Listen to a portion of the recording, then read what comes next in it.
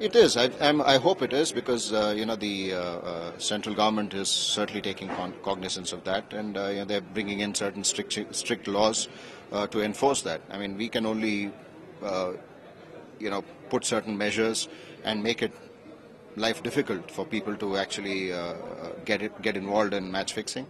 You can only certainly put certain hurdles, but you can't put a surveillance on each individual 365 days, 24/7. At best, you can certainly make it really tough for people to get involved. And yes, if there are strict measures, if there's a measure where people can, be jailed, yes, I think that's probably a deterrent. I mean, hopefully that's a deterrent. If not, it's really serious, something that we need to consider.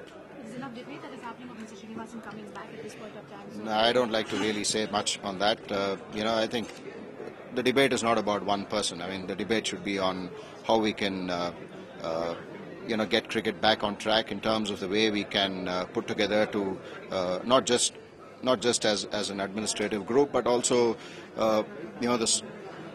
We need legal support in terms of, like I said, if it's a criminal offence, yes, match fixing needs to be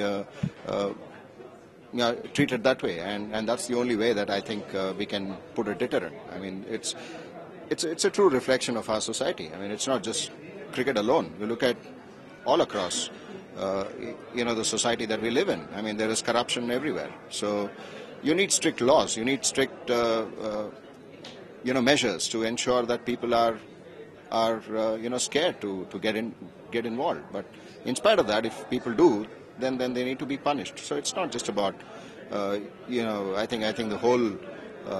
Yes, there's been a lot of media frenzy about Mr. Srinivasan, and I don't think that's not the issue. I mean, the issue is to ensure that, the whole of IPL or the fixing or cricket match fixing itself or betting, players involved in betting is something which we need to take cognizance and then, address that.